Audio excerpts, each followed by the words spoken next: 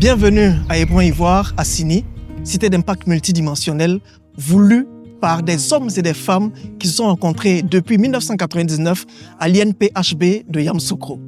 C'est un espace où des hommes et des femmes qui partagent en commun leur foi en Jésus-Christ ont décidé de se réunir pour partager leurs expériences, prier et surtout concrètement agir sur l'impact positif dans la nation de la Côte d'Ivoire et dans les nations. Je vous invite à me suivre pour voir comment est-ce que toute cette histoire a démarré.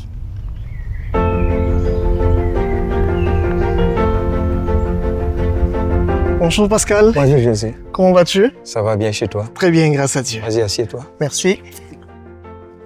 Alors, Pascal, tu fais partie de ces personnes qui étaient présentes en 99 Effectivement. à l'INPHB de Yamoussoukro et qui ont décidé par la suite de bâtir cette cité d'impact multidimensionnel ici à Sini, en Côte d'Ivoire.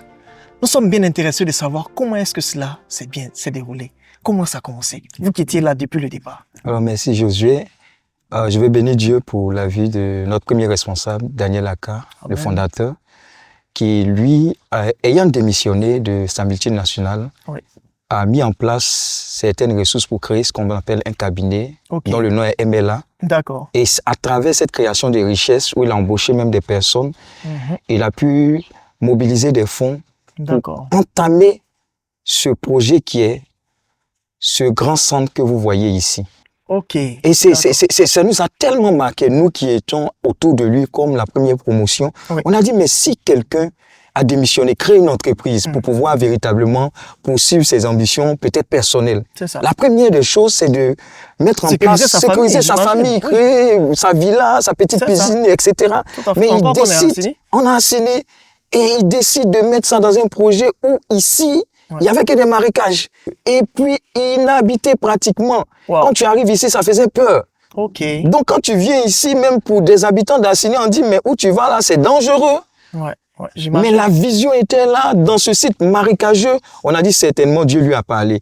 Et ça fait en sorte que tous ceux qui étaient autour ont eu à faire en sorte de mettre les 5 pains, leurs 2 poissons pour dire, ce projet-là, il est de Dieu. On va faire ensemble et faire éclore ce projet de vision multidimensionnelle. Très bien. Et l'espace ici à Sini fait bien 6 hectares, c'est ça? Oui, c'est un grand espace. Pour la cité? Oui. 6 hectares. Ça fait quand même 60 000 mètres carrés. Hein? Effectivement. Waouh. Voilà. Il faut vraiment de la vision pour faire ça. Et de la vision, oui. Ce qui me frappe, c'est que ça a vraiment commencé par ce bâtiment. Oui, ce bâtiment que vous voyez juste derrière moi. Ah, cette baraque-là? Cette baraque. Vous n'avez pas attendu d'avoir des millions pour bâtir quelque chose de beaucoup plus solide. Vous avez accepté de commencer directement avec une baraque. Pas du tout, parce que le principe de Dieu, c'est que si tu es fidèle dans les petites choses, je t'en confierai de grandes. Donc, ces 5 pains, ces 2 poissons nous ont permis d'avoir cette expertise. Des gens sont intervenus au fur et à mesure pour qu'on puisse mettre en place ce que vous voyez là. Pendant ce processus, on a eu des personnes qui étaient expérimentées, d'autres pas expérimentées. On a connu diverses expériences, mais la beauté de tout ça, ça nous a fait mûrir, ça nous a fait avoir confiance en Dieu et ça a donné lieu à tout ce que vous voyez là. Nous rendons gloire à Dieu. C'est vrai que nous avons pris un coup parce que nous sommes arrivés effectivement dans les années 2013-2014 et ça avait déjà démarré avec la construction du bâtiment Cieux ouvert, qui est le premier bâtiment de la cité après la baraque qui a été réalisée. Je pense que les travaux ont démarré tout de suite pour Cieux ouvert. Il y a un bâtiment qui comporte 11 chambres avec une capacité de 44 places, c'est-à-dire 4 places par chambre et des toilettes qui étaient sur le côté. Effectivement, à ce propos, je voudrais qu'on puisse rendre hommage au premier entrepreneur, père à son âme, M. Begré, qui a adhéré à ce projet-là, qui nous a aidés à mettre en place ce bâtiment. Et toutes ces personnes qui sont intervenues, toutes les expertises qui sont venues, on n'oublie pas toutes ces personnes qui ont intercédé, toutes ces personnes qui ont donné des coups de pelle, etc. C'est un projet, c'est toute une histoire pendant toutes ces années-là. Et il y a quelque chose que je capte déjà dans ce que vous venez de partager. Ça veut dire qu'il ne s'agissait pas seulement de venir donner de l'argent. Non. Si on avait une expertise, on pouvait la mettre au service. Si on avait une compétence, on pouvait le mettre en contribution également pour que cette œuvre puisse sortir de terre. Je voudrais savoir, vous, comment est-ce que vous avez vécu cela en fait? Parce que j'imagine que c'est pas facile. Déjà, bâtir sur un site qui est totalement viabilisé, c'est pas facile. Donc, venir prendre le risque et commencer justement avec des moyens qui n'étaient pas totalement établis et tout, aller pas à pas. Comment est-ce que vous l'avez vécu en fait? Moi déjà, c'était un privilège pour moi. Amen. Deuxième élément, c'est une éducation que nous avons reçue de la part des formations du fondateur. Je pense qu'à l'INP, ça a été un entraînement. C'est ça. Et puis, il y a un caractère que nous avons reçu à l'INP, c'est le caractère de travailler dur, là, de travailler dur, et puis là, de faire confiance. L'INP a été une école spirituelle, mais une école physique également. Donc, je pense que Dieu nous a préparés dans ce moule-là. Et quand on est sorti, on savait qu'on pouvait compter les uns sur les autres, mais on pouvait compter sur la personne la plus importante, la personne du Saint-Esprit. Amen, amen. Et on a vu, chaque étape était une victoire, chaque étape était une action de grâce. Amen. Et on a vu des choses se faire. Et même quand le site même n'était pas encore totalement, on voyait déjà des témoignages. Ouais. Donc c'était encourageant, c'était excitant et c'était bénissant. Amen. Et vraiment, c'est une bénédiction, cette cité d'impact. En tout cas, nous ne le dirons pas le contraire, nous qui vous avons pris en marche dans le projet, nous pouvons témoigner de ce que Dieu a effectivement dans cet endroit. Et moi, ce qui me frappe justement quand on parle de la cité Hébron-Ivoire, c'est le fait qu'au-delà, qu'on se soit rencontrés ensemble, en ayant pour lien commun notre foi en Jésus-Christ de Nazareth, au-delà de cela, on se réunit ici, à Hébron, pour non seulement prier, mais également travailler. Et agir de façon pratique sur des domaines d'impact de la nation, en fait. C'est ça. C'est toute une vision. Hein. Ouais. C'est toute une vision. Il y a beaucoup de témoignages, même des personnes connues, même dans le domaine du sport, dans le domaine politique, etc., qui ont bénéficié des fruits de cette cité et qui en bénéficieront. Il y a plein de choses, en fait. Ouais. C'est vraiment encourageant et ça vient confirmer ce que Dieu a donné comme vision au responsable, le premier responsable, le fondateur Daniel Vraiment, Aka. que Dieu bénisse toute cette équipe de 99. Merci. Que Dieu vous bénisse, vous qui nous avez permis de vous emboîter le pas et de pouvoir réaliser, parce que c'est pas encore achevé. Non. Là, on n'est qu'à peu près 40% même de la construction du site, parce que c'est un peu moins de 3 hectares qui sont bâtis sur les 6 actuellement, en fait. Nous allons prendre le temps, voilà, avec vous, si vous permettez, de visiter l'ensemble de la cité et donner une idée précise à tous ceux qui pourraient nous suivre pour voir qu'est-ce qu'il y a à Hébron, qu'est-ce qu'on trouve à Hébron, qu'est-ce qu'on fait à Hébron.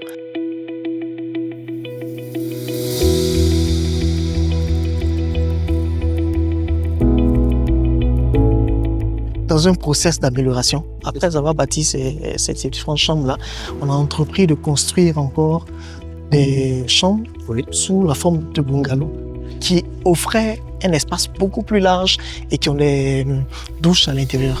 Alors, on va faire voir ça.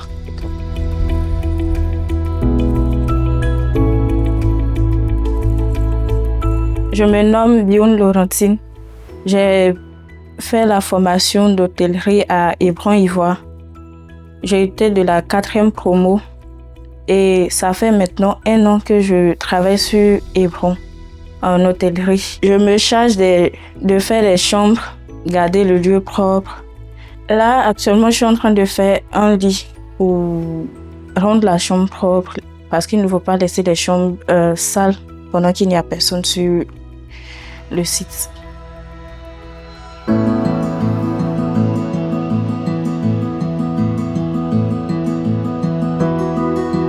Ah, la Galerie des Saints.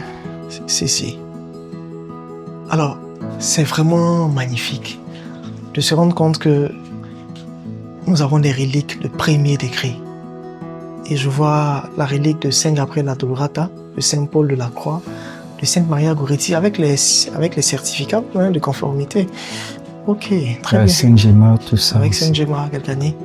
Et ça, c'est quand nos frères et sœurs, et principalement le fondateur Daniel Aka, est parti dans les différents lieux saints, qu'il a eu l'occasion de nous ramener ces reliques de premier degré, en fait. Effectivement. D'accord. Et c'est pareil, je pense, pour tous les objets de piété que nous avons ici. Hein.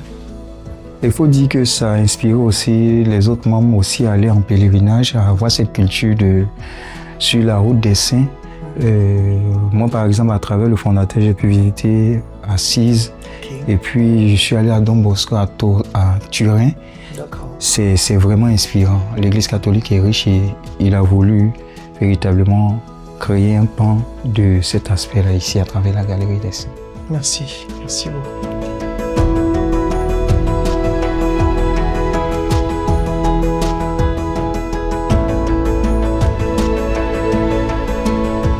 Merci beaucoup Pascal pour tout ce que tu as pu nous partager par rapport au site. Nous allons continuer notre visite.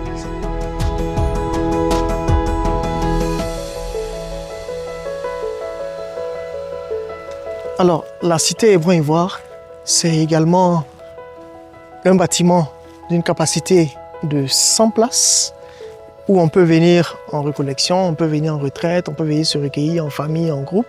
C'est également la grotte qui est dédiée à Notre-Dame la Divine Miséricorde. Donc, nous l'appelons dans la Divine Miséricorde d'Hébron-Ivoire.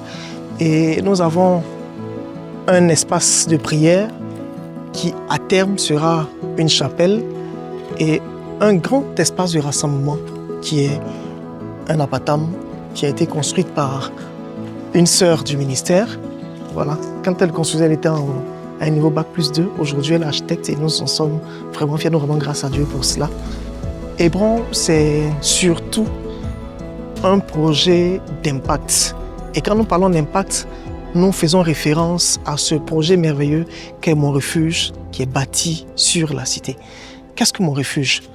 En 2020, nous nous souvenons que sur toutes les chaînes de télé, toutes les personnes étaient invitées à rester chez elles.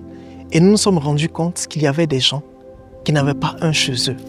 Et c'était justement l'occasion pour nous d'apporter une réponse à ce problème de logement, surtout à ce problème de réinsertion des personnes vulnérables. D'où l'idée en 2020 de bâtir un espace, de bâtir un centre de réinsertion pour jeunes filles vulnérables qui est appelé Mon Refuge. Et je vous invite également à me suivre pour découvrir cette œuvre merveilleuse sociale et qui fait beaucoup de bien à beaucoup de jeunes filles.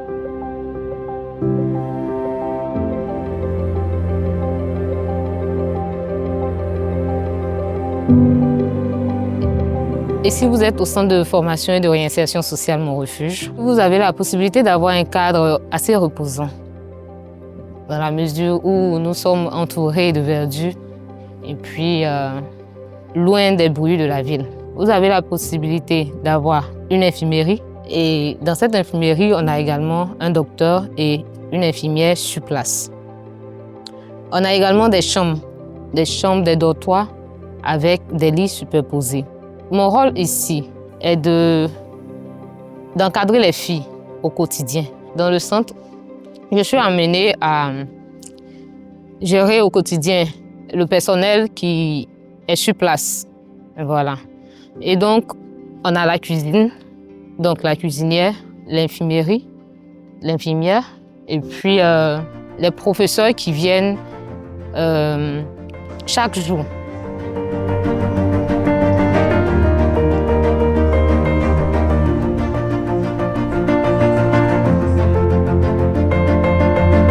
Nous avons une équipe médicale qui est constituée en bonne et due forme. Et la première prise de contact avec ces jeunes filles, c'était d'abord des échanges, comme je peux le dire, leur emmener à comprendre ce que c'est que la préservation sur le côté santé, les maladies sexuellement transmissibles et aussi les IST, infections sexuellement transmissibles. C'est d'emmener la jeune fille à connaître les réalités de la vie afin qu'elle puisse elle-même aussi veiller sur leur état de santé et s'éloigner de certaines maladies. Vu qu'aujourd'hui, la jeune fille, elle est exposée, nous devons aussi aller sur les consultations. Les différentes consultations consistent d'abord à avoir une connaissance déjà sur ces jeunes filles qui viennent de partout. Voilà comment nous fonctionnons au centre de réinsertion Mon Refuge. Je vous dis merci.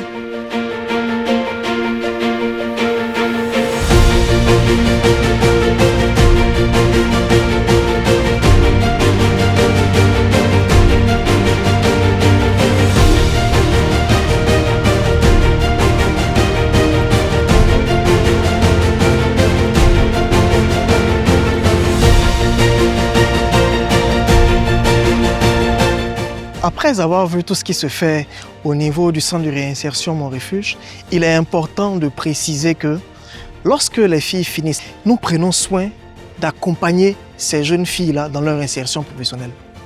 Et dans le cadre de l'insertion, nous avons un programme qui permet de pouvoir négocier auprès des établissements hôteliers, auprès des différentes structures, des stages, et on les suit même jusqu'à encore à leur emploi. Mais on ne peut pas être en train de proposer les filles qui ont suivi leur formation chez nous en formation ou bien en situation professionnelle chez d'autres personnes si on ne commence pas nous-mêmes par emboîter le pas. Ce qui fait que nous avons pris soin de pouvoir déjà commencer à embaucher ces différentes filles dans les structures qui existent ici sur la cité Hébron-Ivoire et également dans d'autres projets d'autonomie. Ces différentes structures-là, ce sera le service de la restauration de la cité. Nous avons le kiosque de la cité. Nous avons également la librairie de la cité. Nous avons également un projet qui est situé hors de la cité, mais qui dépend toujours du centre du projet d'autonomisation, qui est l'espace Teresa, qui est bâti sur un espace de la famille du fondateur Daniel Aka, mais qui a été mis à disposition dans le cadre de ces projets. Et à Bassam, vous aurez l'occasion de voir, nous avons un espace événementiel, nous avons un salon de coiffure, une supérette et une salle événementielle également, une salle climatisée qui peut accueillir tous vos événements. Toutes ces choses sont dans le but de permettre un impact réel et significatif dans la nation. Je me nomme Bende Emanuela, je suis de la 4e promotion et la responsable de la 4e promotion. J'ai suivi une formation ici à Hébron, à mon refuge. J'ai suivi la formation de cuisine-pâtisserie et aujourd'hui, ça fait 2 ans bientôt que je suis à Hébron, que j'exerce. Je travaille ici et aujourd'hui, je suis au kiosque. Voilà, au kiosque où je vais travailler dorénavant. Ici, les conditions de travail sont relaxes parce que ici, quand tu es malade ou quand il y a un problème, quand tu es malade, tu peux dire au responsable et puis on te prend en charge. On te prend en charge, le logement aussi est pris en charge, la nourriture aussi est prise en charge. Tout ce que moi je veux dire, c'est remercier les responsables et le fondateur aussi, parce que tout ça, c'est grâce à lui que nous sommes là, nous travaillons en harmonie. Il y a d'autres promotions aussi, même qui travaillent aussi avec moi. Et ça va, nous travaillons très bien, nous sommes à l'aise. Et tout ce que moi je peux dire, c'est merci. Merci à toutes ces personnes qui sont là et qui nous ont aidés depuis la formation jusqu'ici. Parce que nous sommes vraiment reconnaissantes pour tout ce qu'ils font pour nous.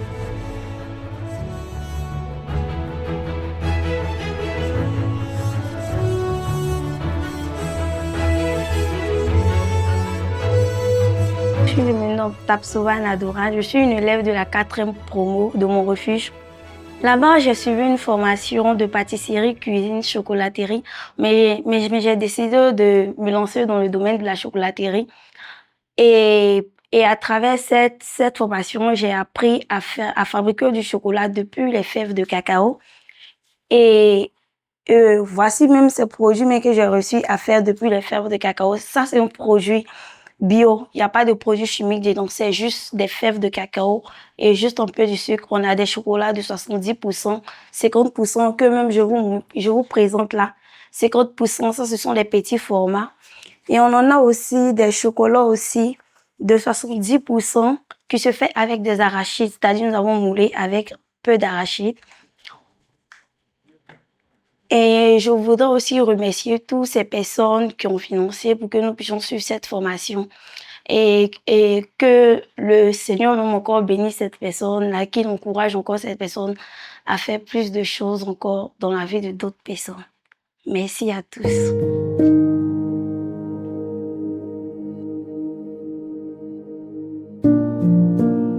Moi, c'est Déborah, je suis de mon refuge, précisément Hébron-Ivoire.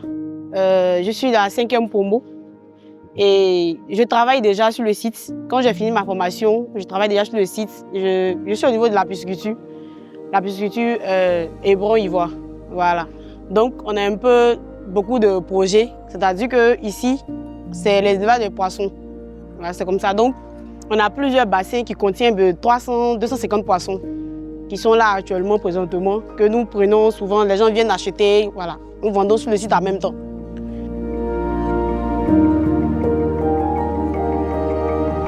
Je vous présente la librairie Hébron-Ivoire. À la librairie Hébron-Ivoire, nous avons des livres, des chapelets, des dizainiers, des encens, des bagues et autres catégories. Il faudrait savoir que nous avons plusieurs types de livres, donc ils sont en théologie, en prière, neuvaine, pour enfants comme pour adultes. Nous avons aussi des chapelets, et les chapelets, ce sont des chapelets avec reliques. Vous avez Kalo Akoutis, qui est le nouveau saint de la jeunesse, vu que vous êtes encore dans l'aide de la jeunesse. Vous avez aussi les chapelets de Padre Pio. Vous avez les chapelets de Sainte Rita, Nous vous donnons le contact de la librairie qui est le 05 03 11 74 54. Nous sommes disponibles à Abidjan, à Bassam et à Hébron-Ivoire.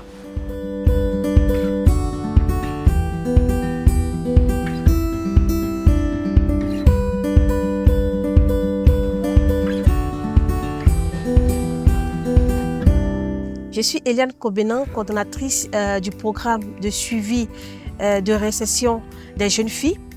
Il faut dire qu'après la formation au centre d'accueil Mon Refuge d'Assini, les jeunes filles qui ont bénéficié de formation en hôtellerie, en pâtisserie, en cuisine, en coiffure, sont réinsérées ici au centre de projet d'autonomisation de Bassam, qui renferme une supérette, une cuisine, un restaurant, une salle de conférence où elles mettent en pratique tout ce qu'elles ont reçu comme formation au centre d'accueil Mon Refuge.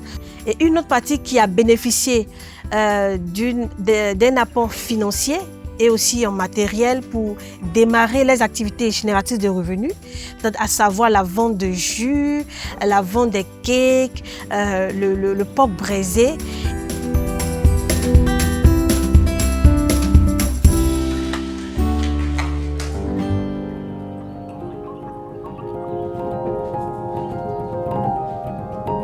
Je me nomme Mévi Christine, gestionnaire de l'espace gastronomie de Teresa. Avec l'aide du projet qui a été mis en place par le fondateur, M. Aka Daniel, j'ai eu cette grâce-là de pouvoir participer à la formation qui m'a donc permis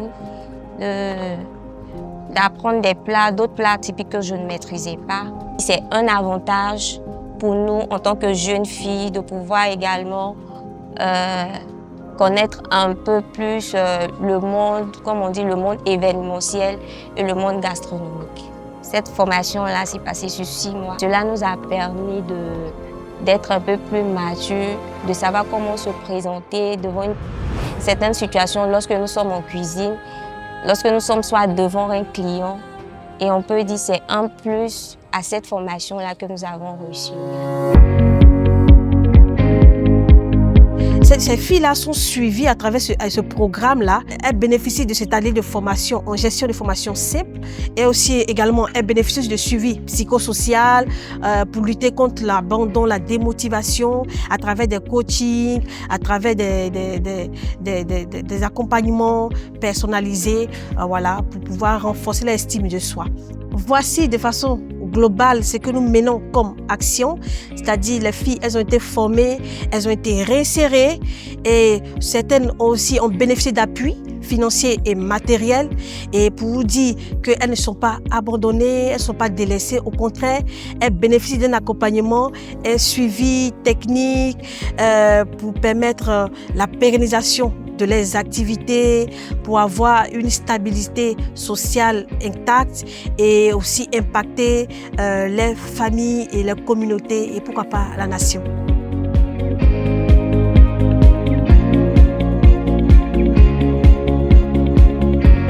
Nous avons été vraiment heureux d'être avec vous tout au long de cet élément vidéo. Et nous profitons pour vous annoncer que le concept de la cité Hébron-Ivoire n'est pas que lié à Assini. Nous avons déjà acquis un site à Jacquesville, toujours grâce aux différents membres qui composent l'équipe. Et sur ce site, justement, nous allons démarrer dans un temps très court la formation des jeunes avec un centre de réinsertion pour hommes, pour compenser le manque qu'il y a avec le centre de réinsertion des femmes. Nous vous remercions et nous vous invitons à rester en contact avec nous pour cette belle aventure qui a démarré avec le Seigneur et qui ne terminera pas sans lui. Merci.